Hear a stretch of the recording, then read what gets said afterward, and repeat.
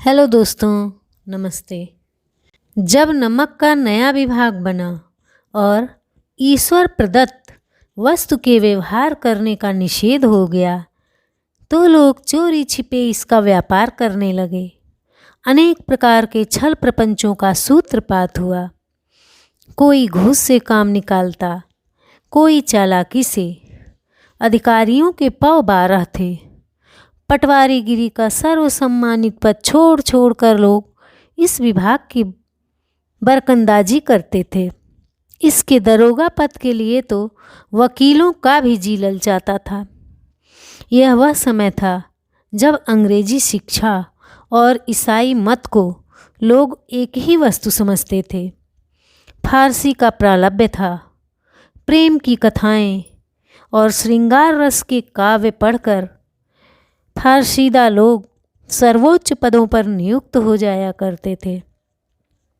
मुंशी वंशीधर भी जुलेखा की विरह कथा समाप्त करके सिरी और फरहाद के प्रेम वृतांत को, नल और नील की लड़ाई और अमेरिका के आविष्कार से अधिक महत्व की बातें समझते हुए रोजगार की खोज में निकले।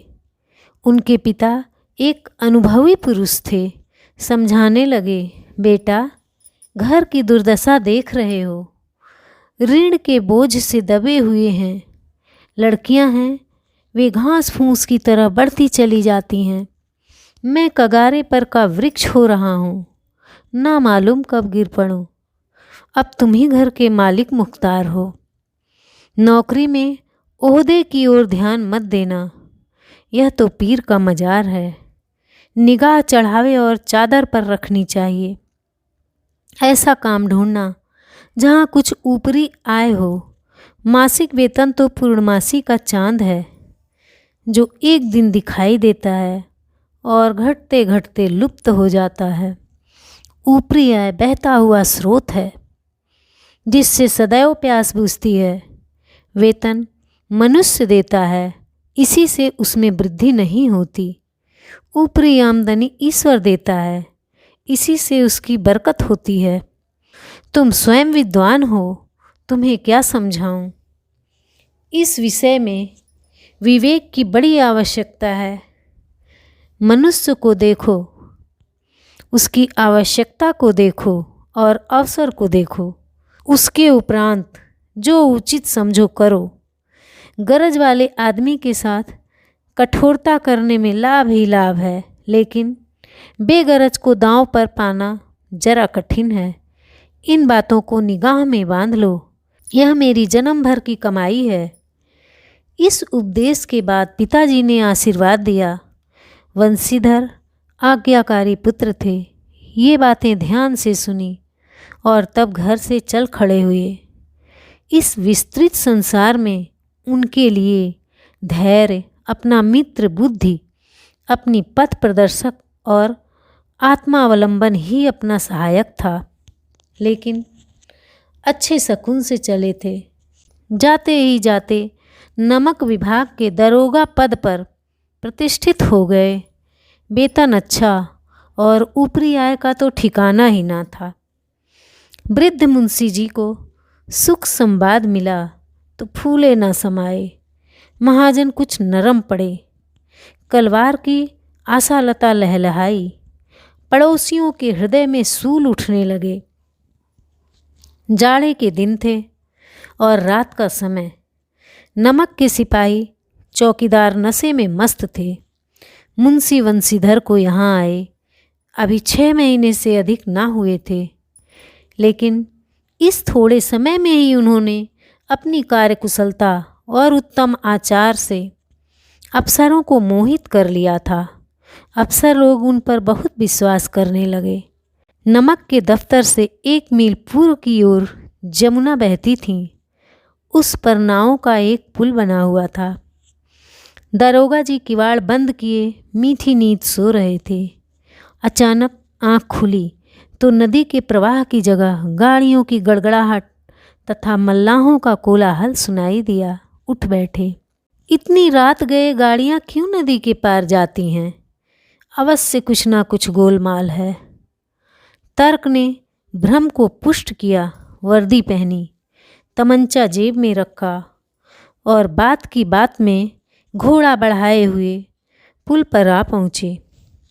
गाड़ियों की एक लंबी कतार पुल के पार जाती देखी। डांट कर पूछा, किसकी गाड़ियाँ हैं? थोड़ी देर तक सन्नाटा रहा। आदमियों में कुछ कानाफूसी हुई। तब आगे वाले ने कहा, पंडित अलोपी दीन की। कौन पंडित अलोपी दीन? दातागंज के। मुंशी वंशीधर चौंके। पंडित अलोपी दीन इस इलाके के सबसे प्रतिष्ठित जमींदार थे। लाखों रुपए का लेन देन करते थे। इधर छोटे से बड़े कौन ऐसे थे जो उनके ऋणी ना हों। व्यापार भी बड़ा लंबा चौड़ा था। बड़े चलते पुर्जे आदमी थे। अंग्रेज अफसर उनके इलाके में शिकार खेलने आते और उनके मेहमान होते। 12 मास सदा व्रत चलता था। मुंशी ने पूछा, गाड़ियाँ कहाँ जाएंगी? उत्तर मिला, कानपुर। लेकिन इस प्रश्न पर कि इनमें क्या है, सन्नाटा छा गया। दरोगा साहब का संदेह और भी बढ़ा। कुछ देर तक उत्तर की बाट देखकर वे जोर से बोले, क्या तुम सब गूंगे हो गए हो? हम पूछते हैं इनमें क्या लदा है? जब इस बार भी कोई उत्तर ना मिला तो उन्होंने घोड़े को एक गाड़ी से मिलाकर बोरे को टटोला। भ्रम दूर हो गया। यह नमक के ढेले थे। पंडित अलोपी दीन अपने सजीले रथ पर सवार कुछ सोते कुछ जागते चले आते थे। अचानक कई गाड़ीवानों ने घबराए हुए आकर जगाया और बोले, महाराज, दरोगा ने गाड़ियाँ रोक दी हैं और घाट पर खड़े आपको बुलाते हैं। पंडित अलोपी दीन का लक्ष्मी पर अखंड विश्वास था। वह कहा करते थे कि संसार का तो कहना ही क्या, स्वर्ग में भी लक्ष्मी का ही राज्य है। उनका यह कहना यथार्थ ही था। न्याय और नीति सब लक्ष्मी के ही खिलौने हैं। इन्हें वह जैसे चाहती हैं नचाती हैं। लेटे ही लेटे गर्व से बोले, चलो हम आते हैं। यह कहकर पंडित जी ने बड़ी निश्चिंतता से पान के बीड़े लगाकर खाए। फिर लिहाफ ओढ़े हुए दरोगा के पास आकर बोले, बाबूजी, आशीर्वाद कहिए, हमसे ऐसा कौन सा अपराध हुआ है कि गाड़ियाँ रोक दी गईं? हम ब्राह्मण पर तो आपकी कृपा दृष्टि रहनी चाहिए। बंसीधर रुखाई से बोले, सरकारी हुक्म। पंडित अलोपी दीन ने हंसकर कहा, हम सरकारी हुक्म को नहीं जानते और ना सरकार को। हमारे सरकार तो आप ही हैं। हमारा और आपका तो घर का मामला है। हम कभी आपसे बाहर हो सकते हैं? आपने व्यर्थ का कष्ट उठाया। यह हो नहीं सकता कि इधर से जाएं और इस घाट के देवता को भेंट न चढ़ावें। मैं तो आपकी सेवा में स्वयं ही आ रहा था। वंशीधर पर ऐश्वर्य की मोहिनी वंशी का कुछ प्रभाव ना पड़ा। ईमानदारी की नई उमंग थी। कड़क कर बोले, हम उन नमक हरामों में नहीं हैं जो कौड़ियों पर अपना ईमान बेचते फिरते हैं। आप इस समय हिरासत में हैं। आपको कायदे के अनुसार चालान होगा। बस मुझे अधिक बातों की फुर्सत नहीं है। जमादार बदलू सिंह, तुम इन्हें हिरासत में ले चलो, मैं हुक्म देता हूँ। पंडित अलोपी दीन स्तंभित हो गए। गाड़ीवानों में हलचल सा मच गया। पंडित जी के जीवन में कदाचित यह पहला ही अवसर था कि पंडित जी को ऐसी कठोर बातें सुननी पड़ी। बदलू सिंह आगे बढ़ा, किंतु रौब के मारे यह साहस न हुआ कि उनका हाथ पकड़ सके। पंडित जी ने धर्म को धन का ऐसा निरादर करते कभी न देखा था। विचार किया कि यह भी उदंड लड़का है। माया मोह के जाल में अभी नहीं पड़ा, अल्हड़ है, झिझकता है। बहुत दीन भाव से बोले, बाबू साहब ऐसा ना कीजिए, हम मिट जाएंगे, इज्जत धूल में मिल जाएगी। हमारा अपमान करने से आपके हाथ क्या आएगा? हम किसी तरह आपसे बाहर थोड़े ही हैं। बंसीधर ने कठोर स्वर में कहा, हम ऐसी बातें नहीं सुनना चाहते। आलोपी दीन ने जिस सहारे को चट्टान समझ रखा था वह पैरों के नीचे खिसकता हुआ मालूम हुआ। स्वाभिमान और धन ऐश्वर्य की कड़ी चोट लगी, किंतु अभी तक धन की सांख्यिकी शक्ति का पूरा भरोसा था। अपने मुख्तार से बोले, लाला जी 1000 के नोट बाबू साहब की भेंट करो, आप इस समय भूखे सिंह हो रहे हैं। बंसीधर ने गर्म होकर कहा, 1000 नहीं, 1,00,000 भी मुझे सच्चे मार्ग से नहीं हटा सकते। धर्म की इस बुद्धिहीनता, दृढ़ता और देव दुर्लभ त्याग पर मन बहुत झुंझलाया। अब दोनों शक्तियों में संग्राम होने लगा। धन ने उछल उछल कर आक्रमण करने शुरू किए। 1 से 5, 5 से 10, 10 से 15 और 15 से 20,000 तक नौबत पहुंची, किंतु धर्म अलौकिक वीरता के साथ बहुसंख्यक सेना के सम्मुख अकेला पर्वत की भांति अटल अविचलित खड़ा था। आलोपी दीन निराश होकर बोले, अब इससे अधिक मेरा साहस नहीं, आगे आपको अधिकार है। वंशीधर ने अपने जमादार को ललकारा। बदलू सिंह मन में दरोगा जी को गालियां देता हुआ पंडित आलोपी दीन की ओर बढ़ा। पंडित जी घबराकर 2-3 कदम पीछे हट गए। अत्यंत दीनता से बोले, बाबू साहब ईश्वर के लिए मुझ पर दया कीजिए, मैं 25,000 पर निपटारा करने को तैयार हूँ। असंभव बात है, 30,000 पर किसी तरह भी संभव नहीं। क्या 40,000 पर भी नहीं? 40,000 नहीं, 40,00,000 पर भी असंभव है। बदलू सिंह इस आदमी को हिरासत में ले लो, अब मैं एक शब्द भी नहीं सुनना चाहता। धर्म ने धन को पैरों तले कुचल डाला। आलोपी दीन ने एक हष्ट पुष्ट मनुष्य को हथकड़ियाँ लिए हुए अपनी तरफ आते देखा। चारों ओर निराश और कातर दृष्टि से देखने लगे। इसके बाद मूर्छित होकर गिर पड़े। दुनिया सोती थी, पर दुनिया की जीभ जागती थी। सवेरे देखिए तो बालक वृद्ध सबके मुंह से यही बात सुनाई देती थी। जिसे देखिए वही पंडित जी के इस व्यवहार पर टीका टिप्पणी कर रहा था। निंदा की बौछारें हो रही थीं। मानो संसार से अब पापी का पाप कट गया। पानी को दूध के नाम से बेचने वाला ग्वाला, कल्पित रोज नामचे भरने वाले अधिकारी, रेल में बिना टिकट सफ़र करने वाले बाबू लोग, जाली दस्तावेज बनाने वाले सेठ और साहूकार, यह सब के सब देवताओं की भांति गर्दनें चला रहे थे।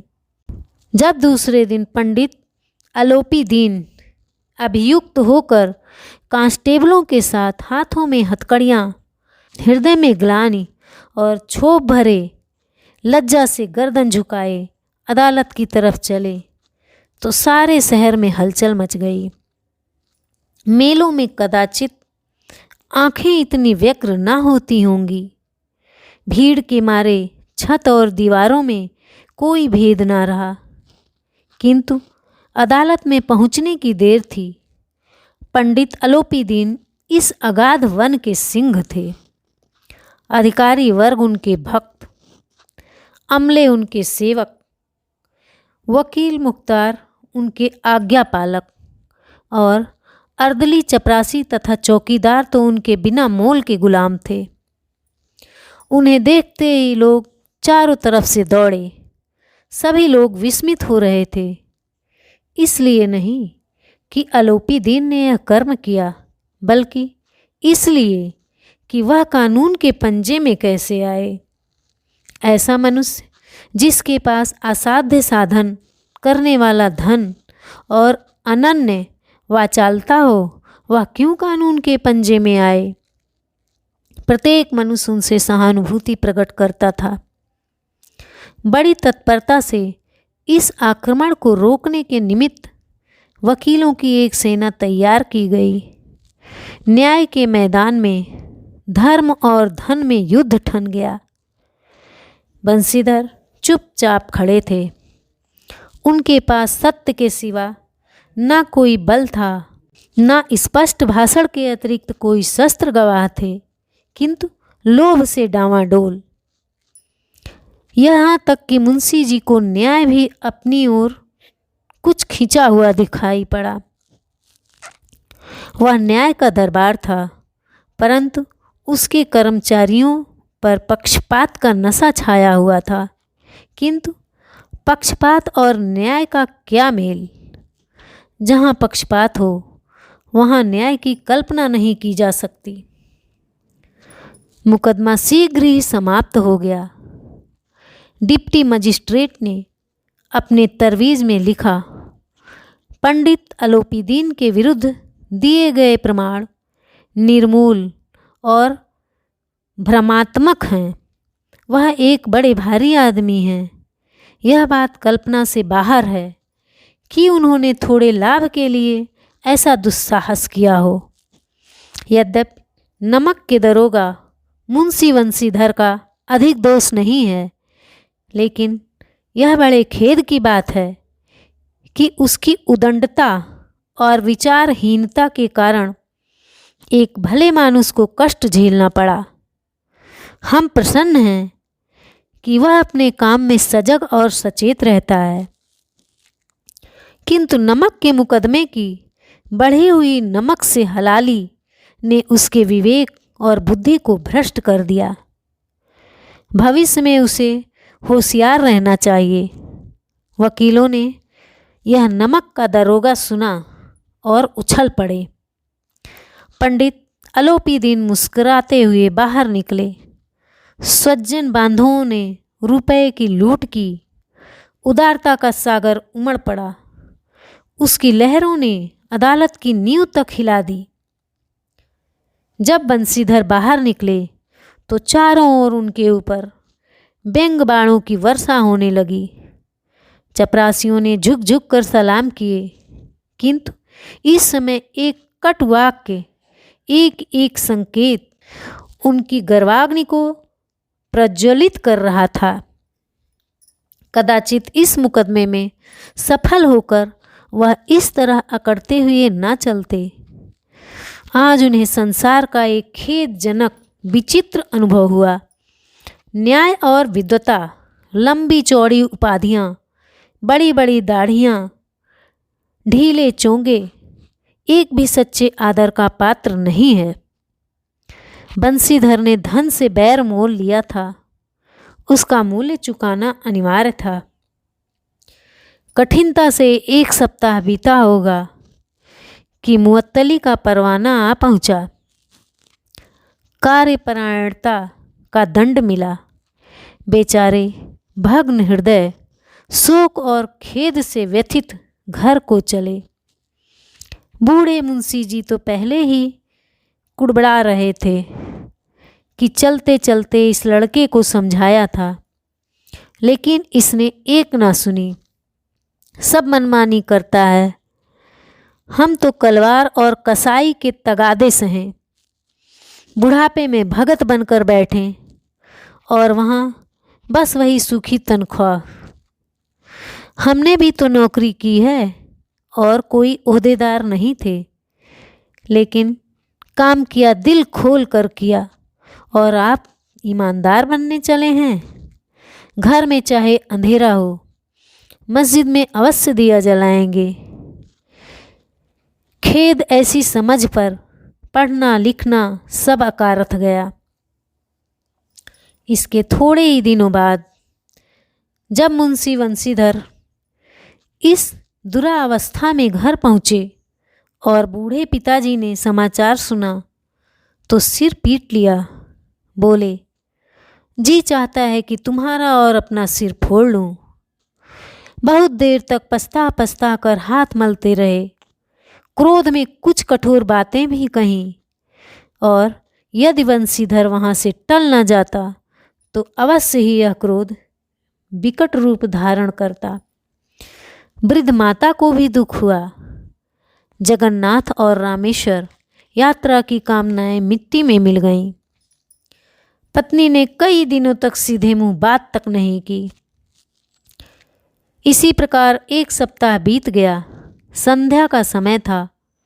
बूढ़े मुंशी जी बैठे बैठे राम नाम की माला जप रहे थे। इसी समय उनके द्वार पर सजा हुआ रथ आकर रुका। हरे और गुलाबी पर्दे, पछहिए बैलों की जोड़ी, उनके गर्दन में नीले धागे, सींग पीतल से जड़े हुए, कई नौकर लाठियां कंधों पर रखे साथ थे। मुंशी जी अगवानी को दौड़े। देखा तो पंडित आलोपी दीन हैं। झुक कर दंडवत की और लल्लो चप्पो की बातें करने लगे। हमारा भाग्य उदय हुआ जो आपके चरण इस द्वार पर आए। आप हमारे पूज्य देवता हैं। आपको कौन सा मुंह दिखावें। मुंह में तो कालिख लगी हुई है, किंतु क्या करें, लड़का भागा कपूत है। नहीं तो आपसे क्या मुंह छिपाना पड़ता। ईश्वर निसंतान चाहे रखे, पर ऐसी संतान ना दे। आलोपी दीन ने कहा, नहीं भाई साहब, ऐसा ना कहिए। मुंशी जी ने चकित होकर कहा, ऐसी संतान को और क्या कहूँ। आलोपी दीन ने वात्सल्यपूर्ण स्वर में कहा, कुल तिलक और पुरखों की कीर्ति उज्जवल करने वाले संसार में ऐसे कितने धर्मपरायण मनुष्य हैं जो धर्म पर अपना सब कुछ अर्पण कर सकें। पंडित आलोपी दीन ने वंशीधर से कहा, दरोगा जी, इसे खुशामद न समझिए। खुशामद करने के लिए मुझे इतना कष्ट उठाने की जरूरत ना थी। उस रात को आपने अपने अधिकार बल से अपनी हिरासत में लिया था, किंतु आज मैं स्वेच्छा से आपकी हिरासत में आया हूँ। मैंने हजारों रईस और अमीर देखे, हजारों उच्च पदाधिकारियों से काम पड़ा, किंतु परास्त किया तो आपने। मैंने सबको अपना और अपने धन का गुलाम बनाकर छोड़ दिया। मुझे आज्ञा दीजिए कि आपसे कुछ विनय कर सकूं। बंशीधर ने आलोपी दीन को आते देखा तो उठकर सत्कार किया, किंतु स्वाभिमान सहित। समझ गए कि यह महाशय मुझे लज्जित करने और जलाने आए हैं। क्षमा प्रार्थना की चेष्टा नहीं की, वरन उन्हें अपने पिता की यह ठाकुर सुहाती की बात असहाय सी प्रतीत हुई। पर पंडित जी की बातें सुनी तो मन का मैल मिट गया। पंडित जी की ओर उड़ती हुई दृष्टि से देखा। सद्भाव झलक रहा था। गर्व ने अब लज्जा के सामने सिर झुका दिया। शर्माते हुए बोले, यह आपकी उदारता है जो ऐसा कहते हैं। मुझसे जो कुछ अविनय हुई है उसे क्षमा कीजिए। मैं धर्म की बेड़ी में जकड़ा हुआ था, नहीं तो वैसे मैं आपका दास हूँ। जो आज्ञा होगी वह मेरे सिर माथे पर। आलोपी दीन ने विनीत भाव से कहा, नदी तट पर आपने मेरी प्रार्थना नहीं स्वीकार की थी, किंतु आज स्वीकार करनी पड़ेगी। बंशीधर बोले, मैं किस योग्य हूँ, किंतु जो कुछ सेवा मुझसे हो सकती है उसमें त्रुटि ना होगी। आलोपी दीन ने एक स्टाम्प लगा हुआ पत्र निकाला और उसे वंशीधर के सामने रखकर बोले, इस पद को स्वीकार कीजिए और अपने हस्ताक्षर कर दीजिए। मैं ब्राह्मण हूँ। जब तक यह सवाल पूरा ना कीजिएगा द्वार से ना हटूंगा। मुंशी बंसीधर ने उस कागज को पढ़ा तो कृतज्ञता से आंखों में आंसू भर आए। पंडित अलोपीदीन ने उनको अपनी सारी जायदाद का स्थायी मैनेजर नियत किया था। 6,000 वार्षिक वेतन के अतिरिक्त रोजाना खर्च अलग, सवारी के लिए घोड़ा, रहने को बंगला, नौकर चाकर मुफ्त। कंपित स्वर में बोले, पंडित जी, मुझ में इतना सामर्थ्य नहीं है कि आपकी उदारता की प्रशंसा कर सकूं, किंतु ऐसे उच्च पद के योग्य नहीं हूं। अलोपीदीन हंसकर बोले, मुझे इस समय एक अयोग्य मनुष्य की ही जरूरत है। बंसीधर ने गंभीर भाव से कहा, यूं तो मैं आपका दास हूं। आप जैसे कीर्तिवान सज्जन पुरुष की सेवा करना मेरे लिए सौभाग्य की बात है, किंतु मुझ में ना विद्वता है, ना बुद्धि, ना वह स्वभाव जो इन त्रुटियों की पूर्ति कर देता है। ऐसे महान कार्य के लिए एक बड़े मर्मज्ञ अनुभवी मनुष्य की जरूरत है। अलोपीदीन ने कलमदान से कलम निकाली और उसे बंसीधर के हाथ में देकर बोले, ना मुझे विद्वता की चाह है, ना अनुभव की, ना मर्मज्ञता की, ना कार्यकुशलता की। इन गुणों के महत्व को खूब पा चुका हूँ। अब सौभाग्य और सुअवसर ने मुझे वह मोती दे दिया जिसके सामने योग्यता और विद्वता की चमक फीकी पड़ जाती है। यह कलम लीजिए, अधिक सोच विचार ना कीजिए, दस्तखत कर दीजिए। परमात्मा से यही प्रार्थना है कि वह आपको सदैव वही नदी के किनारे वाला बेमुरव्वत, उदंड, कठोर परंतु धर्मनिष्ठ दरोगा बनाए रखें। बंसीधर की आंखें डबडबा आईं। हृदय के संकुचित पात्र में इतना एहसान ना समा सका। एक बार फिर पंडित जी की ओर भक्ति और श्रद्धा की दृष्टि से देखा और कांपते हुए हाथ से मैनेजरी के कागज पर हस्ताक्षर कर दिए। अलोपीदीन ने प्रफुल्लित होकर उन्हें गले लगा लिया।